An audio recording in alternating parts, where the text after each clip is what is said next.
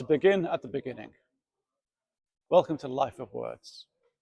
I'm Professor David Morley, and to begin today, we're going to listen to the opening lines from Homer's Odyssey. Tell me about a complicated man, Muse. Tell me how he wandered and was lost, when he had wrecked the holy town of Troy, and where he went, and who he met, the pain he suffered on the sea, and how he worked to save his life and bring his men back home. He failed, and for their own mistakes they died. They ate the sun god's cattle, and the god kept them from home. Now, goddess, child of Zeus, tell the old story for our modern times. Find the beginning. We think that every story, like every voyage, has a beginning, a middle, and an end. We sometimes think that the writers of these stories are whole beings, if you like, made of language, made of words, that stories are in fact almost like people made from words. And we are our own speech. We are, if you like, a life of words. And in Homer's Odyssey, a story begins on a distant shore and travels through challenges until home is reached, until landfall is reached, the end of the story. But in many ways, that's the beginning of a story. The story of an ending is the story of language. And we're always invited to think that people who are creating, even creating in this manner, are people working in a singular way. That Homer is an author who existed 3,000 years ago. But Homer did not exist. There was no single Homer. The Odyssey, the Iliad were not written down by Homer. In fact, there were many Homers. Many people took the words of the original Iliad and transformed them, respoke them completely verbally until they were passed from voice to voice, from author to author, until that tale, that song became multi-authored, a song of many voices, a story of many lives. Now, it might seem a radical idea to suggest that a text, a song, a poem, a story, a novel is multi-authored, that there are many voices within it. But how could it be otherwise? How could it be otherwise when we're all, if you like, aspects of ourselves and of others simultaneously? And writers bring that many voices to their work. Sometimes in the teaching of creative writing, we are told, or we sell this idea that we must find our voice. I think nothing could be further from the truth. We're invited, if you like, by language, by words, by the life of words, to find our voices. And those voices are not necessarily our own. So, the story that we have here, that we share across many languages in our world, is also the story of words. And since we are the shapers and makers of words, we are the story makers, the storytellers, the story shapers, and the story ourselves. When you are making a story, you are making it from not just your life, but the lives of others. And those others are already inside you.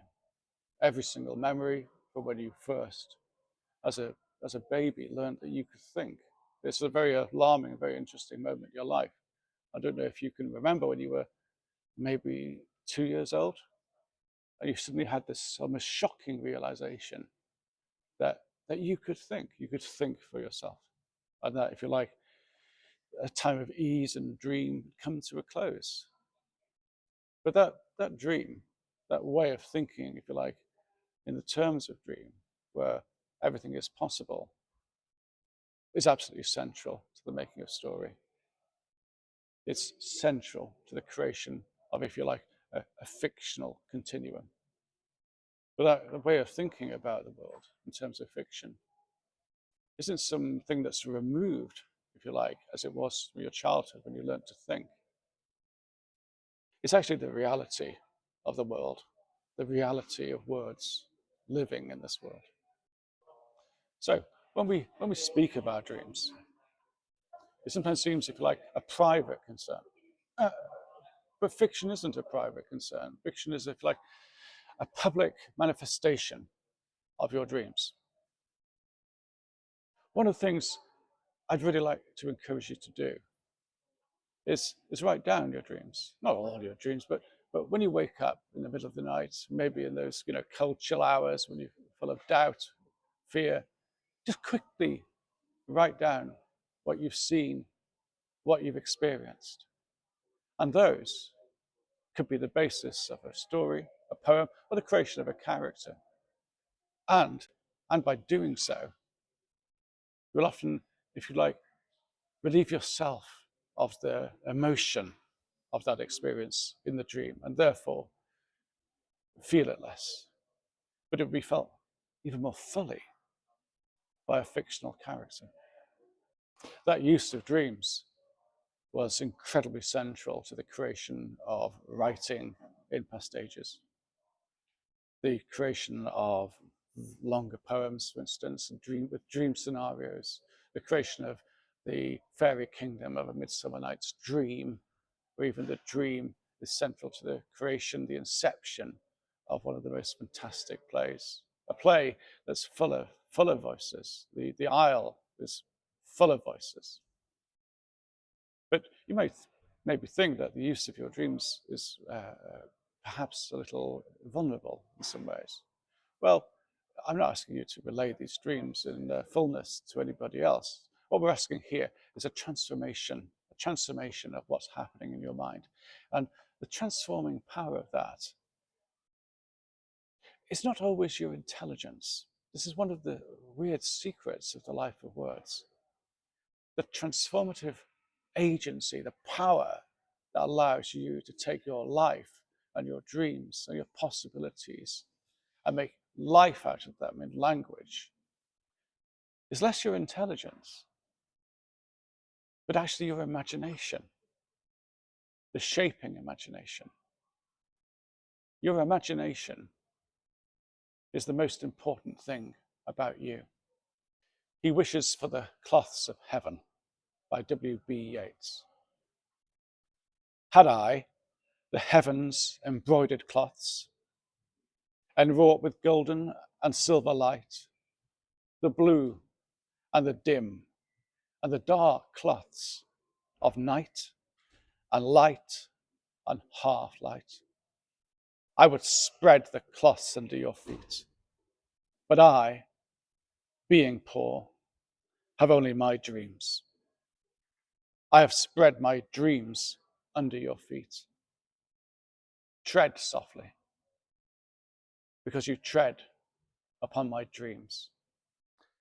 Thank you for watching The Life of Words, revealing the inner life of language through stories, through poems, and through writing across the world. If you'd like to see more of these episodes, please help by liking this channel and subscribing to the future episodes. Thank you so much. I'll be delighted to see you again as we continue the exploration of this world through words.